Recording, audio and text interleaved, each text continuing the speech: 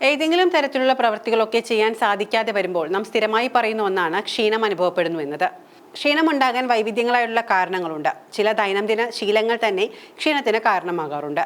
അല്ലാതെ ചില രോഗാവസ്ഥകൾ കൊണ്ടും ഇത്തരത്തിൽ ക്ഷീണം അനുഭവപ്പെട്ടേക്കാം. ക്ഷീണം മൂലം ഇഷ്ടമുള്ള കാര്യങ്ങൾ ചെയ്യാൻ പോലും സാധിക്കാത്ത ചില സമയങ്ങളും നമുക്കുണ്ടാവാറുണ്ട്. ക്ഷീണവും ജീവിതശൈലി ഘടകങ്ങളുമായി ബന്ധപ്പെട്ട കാര്യങ്ങൾ എന്തൊക്കെയാണെന്ന് ആദ്യം നോക്കാം. പ്രഭാത ഭക്ഷണം അഥവാ ബ്രേക്ക്ഫാസ്റ്റ് ഒഴിവാക്കുന്നത് അമിത ക്ഷീണത്തിന് കാരണമാകുന്നു. ഒരു ദിവസത്തെ മികച്ച ആഹാരവും ഒഴിവാക്കാൻ പാടില്ലാത്തതുമായ ഒന്നാണ് പ്രഭാത ഭക്ഷണം. ഒരു ദിവസം മുഴുവൻ ഉന്മേഷവും ഊർജ്ജവും നിലനിർത്തുന്നതിന് പ്രഭാത ഭക്ഷണം കൂടിയേ തീരൂ. നമുക്ക് ആവശ്യമുള്ള ഊർജ്ജത്തിന്റെ 40% പ്രഭാത ഭക്ഷണത്തിൽ നിന്നുമാണ് ലഭിക്കുന്നത്. ഉറങ്ങി എഴുന്നേൽക്കുന്ന ഒരാളുടെ ശരീരം ഉപവാസത്തിന് സമാനമായ അവസ്ഥയിലായിരിക്കും. ശരീരം 8 മുതൽ 10 മണിക്കൂർ വരെ ആഹാരം സ്വീകരിക്കാതെ ഇരുന്ന് ഊർജ്ജത്തിനായി കാത്തിരിക്കുന്ന സമയത്താണ് നമ്മൾ പ്രഭാത ഭക്ഷണം കഴിക്കുന്നത്. എന്നാൽ ഇത് ഒഴിവാക്കുന്നതിന്റെ ഫലമായി ക്ഷീണം അനുഭവപ്പെടാം.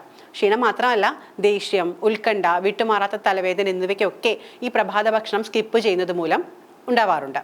മധുരമുള്ള ഭക്ഷണങ്ങൾ ഊർജ്ജം നൽകാറുണ്ട്, പക്ഷേ അത് രക്തത്തിലെ പഞ്ചസാരയുടെ അളവിൽ വ്യത്യാസം വരുത്തും. ഇതുമൂലം നമുക്ക് അമിതമായ ക്ഷീണം തോന്നാം. മറ്റൊന്ന് ഭക്ഷണം കഴിക്കാതിരിക്കുന്ന അവസ്ഥയാണ്, അല്ലെങ്കിൽ മോശം ഭക്ഷണം കഴിക്കുക തുടങ്ങിയ അവസ്ഥയൊക്കെ ക്ഷീണത്തിന് കാരണമാകാറുണ്ട്. കട്ടി കൂടിയ ഭക്ഷണം ദഹിപ്പിക്കാൻ ശരീരം അധികം ഊർജ്ജം ഉപയോഗിക്കുന്നത് വഴി ശരീരത്തിന് ക്ഷീണം അനുഭവപ്പെടുന്നു. അതായത് നല്ല ഭക്ഷണം കൃത്യസമയത്ത് കഴിക്കുക എന്നർത്ഥം. അപ്പോൾ ഒരു പരിധിവരെ ക്ഷീണം നമുക്ക് കുറയ്ക്കാൻ സാധിക്കും. ഇനി നന്നായി നല്ല ഭക്ഷണം കഴിച്ചു, പക്ഷെ എന്നിട്ടും ക്ഷീണം അനുഭവപ്പെടാറുണ്ട്. അതിന് മറ്റൊരു കാരണമുണ്ട്. ഭക്ഷണം കഴിച്ചാലും വെള്ളം കുടിക്കുന്നത് കുറവായാൽ അതും ക്ഷീണത്തിന് ഹേതുവാകുന്നത് തന്നെയാണ്. വെള്ളം കുടിക്കുന്നത് കുറയുമ്പോൾ നിർജ്ജലീകരണം ഉണ്ടാകാനും അതുവഴി ക്ഷീണം അനുഭവപ്പെടാനും കാരണമാകും. ആവശ്യത്തിന് ശുദ്ധജലം കുടിക്കുന്നത് തന്നെ ഒരുവിധം ഉള്ള എല്ലാ രോഗങ്ങൾക്കുമുള്ള ഔഷധമെന്നാണ് പഴമക്കാർ പറഞ്ഞിരുന്നത്. അതിനാൽ തന്നെ ശുദ്ധജലം ശീലമാക്കിക്കോളൂ, ക്ഷീണമൊക്കെ പമ്പ കടക്കും. മറ്റൊന്ന് മണിക്കൂറുകളോളമുള്ള ജോലിയാണ്. മൊത്തം ആരോഗ്യത്തെ ബാധിക്കുന്ന ഒന്നാണ് മണിക്കൂറുകളോളം ഇരുന്ന് ജോലി ചെയ്യുന്നത്. ഇങ്ങനെ നിരന്തരം ഇരുന്ന് ജോലി ചെയ്യുന്നത് ക്ഷീണം ഉണ്ടാക്കാനുള്ള കാരണമാകാറുണ്ട്. അതുകൊണ്ട് തന്നെ ഇടയ്ക്കിടെ സ്ട്രെച്ചിങ് പോലുള്ള വ്യായാമം ജോലികളുടെ ഇടയ്ക്ക് ചെയ്യുന്നത് വളരെ നല്ലതാണ്.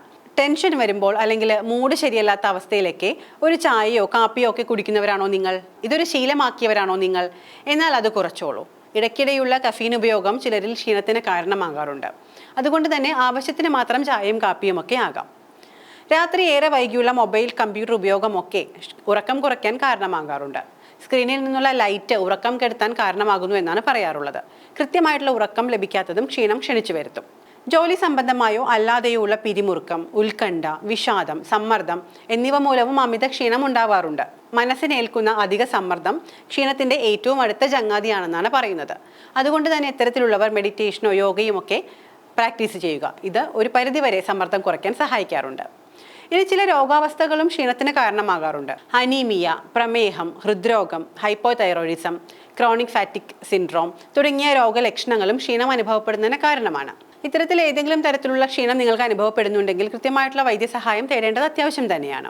ജലാംശം നിലനിർത്താൻ ആവശ്യത്തിന് വെള്ളം കുടിക്കുക, ആരോഗ്യകരമായ ഭക്ഷണക്രമം പരിശീലിക്കുക, പതിവ് വ്യായാമം നിർബന്ധമായും പരിശീലിക്കുക, ആവശ്യത്തിന് ഉറക്കം, സമ്മർദ്ദങ്ങൾ ഒഴിവാക്കൽ, മദ്യപാനം, പുകയില, മറ്റ് അനാവശ്യ മരുന്നുകൾ എന്നിവ ഒഴിവാക്കുക തുടങ്ങി ഇങ്ങനെ ജീവിതശൈലിയുമായുള്ള മാറ്റങ്ങൾ വരുത്തിയാൽ തന്നെ ക്ഷീണം ഒരു പരിധിവരെ കുറയ്ക്കാൻ സാധിക്കും. രോഗനിർണയം നടത്തിയ ഏതെങ്കിലും ആരോഗ്യ പ്രശ്നങ്ങൾക്കായി നിങ്ങളുടെ ഡോക്ടർ നിർദ്ദേശിക്കുന്ന ചികിത്സാ പദ്ധതി പിന്തുടരുന്നതും പ്രധാനമാണ്. ചികിത്സിച്ചില്ലെങ്കിൽ ക്ഷീണം ശാരീരികവും വൈകാരികവുമായ ആരോഗ്യത്തെയും ബാധിക്കാറുണ്ട്. ഓർക്കുക, ഇതെല്ലാം പൊതുവായ ആരോഗ്യ കാര്യങ്ങൾ മാത്രമാണ്. ഏതെങ്കിലും തരത്തിലുള്ള ശാരീരിക ബുദ്ധിമുട്ടുകൾ അനുഭവിക്കുന്നവരാണ് നിങ്ങളെങ്കിൽ തീർച്ചയായും വൈദ്യസഹായം തേടേണ്ടതാണ്.